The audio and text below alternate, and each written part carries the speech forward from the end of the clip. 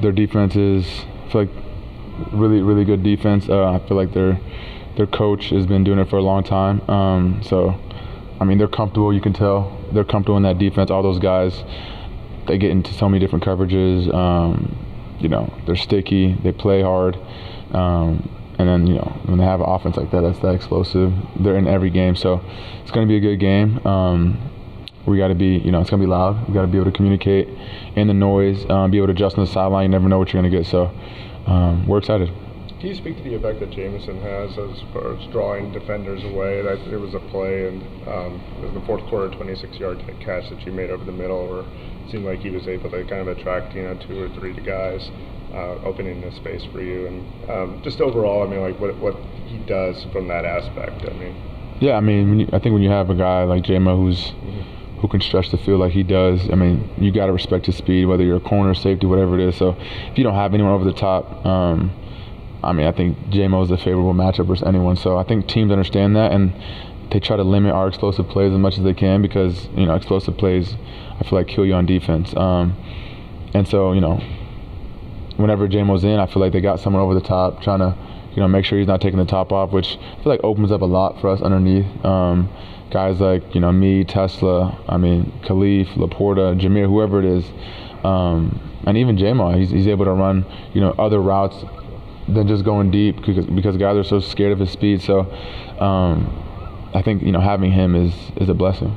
Say, what stands out about that trip to KC in 2023? What's the first thing that comes to mind, and how much do you think that result kind of laid the foundation for the success you guys have had for the last couple of years now? I would say that was a big game for us, but I wouldn't say it was everything. I feel like the year before that we had momentum coming into it. We won some games on the road, the year before, beat the Packers at Lambeau, to end the season. I think that was big for us. And then going into that off-season training camp, we had some momentum. And then, we found out we were going to get that first game versus the Chiefs. We were all excited. And then won that game. I think that kind of set us up for that whole year, the momentum. Although we did lose some games still that year that were, in between. But that game was big for us at the time, to beat the Chiefs at Arrowhead. Although I think they were missing Kelsey and Chris Jones at the time, they were still the Chiefs. So that game was big, but this is 2 years later. It's completely 2 different new teams. So they're gonna be ready for us, and it's gonna be a good battle. Saint, you mentioned all your teammates just a minute ago, but how close are you guys to maybe unlocking everybody on this offense and maybe kicking it to even higher level? It's a good question. I think we have the most points scored in the NFL, so I don't know how many more points we have to score to unlock everybody. It's almost like video games. Right. Now. With our offense, I think the fans, they want everyone to be unlocked every game, which is kind of not realistic. For everyone to have 100 yards, it's kind of impossible. You want me to have 100, you want J-Mo to have 100, you want Laporta to have 100, you want Jameer to have 100, you want D-Mo everyone can have 100, and that's perfectly fine. We're all okay with that. All we want to do is go out there and win games, and I think we have an unselfish group. I think that's what makes us so special is we'll do whatever it takes to win, whether it's blocking 30 plays in a row, having to run 30 routes in a row, whatever it may be. As long as we win the game and we execute and we take care of the football, I think that's all that really matters for us as an offense. And so, to answer your question, we'd all love to have 100 yards every game and score 2-3 times every game, but it's just not realistic. It's not how football works. Everyone's going to eat at separate times. Some guys might have some all in the first half, second half, fourth quarter, first quarter, whatever it is. We just got to be ready when our time is. Jared's been really productive against the blitz. How much have you kind of played a role in that, especially as a hot receiver, I guess, in those situations? Yeah, I think, Jared, he does a great job during the week preparing for different blitzes, different looks, and then, we rep it out in practice. And then when we get in the game, I feel like, you're always going to get unscouted looks that you didn't get in practice. And I think, Jared does a great job of getting the ball out on time, knowing where his hot answers are.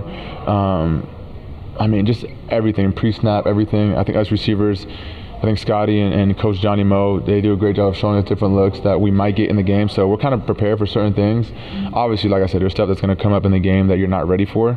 But you got to adjust on the sideline, talk about it, and then move on. And like I said, as long as Jared knows what's going on, I feel like the protection when he's hot, I think we'll be just fine. How about when teams show blitz, are you hoping they bring it, knowing how well Jared can handle it and the opportunities that it creates for you guys?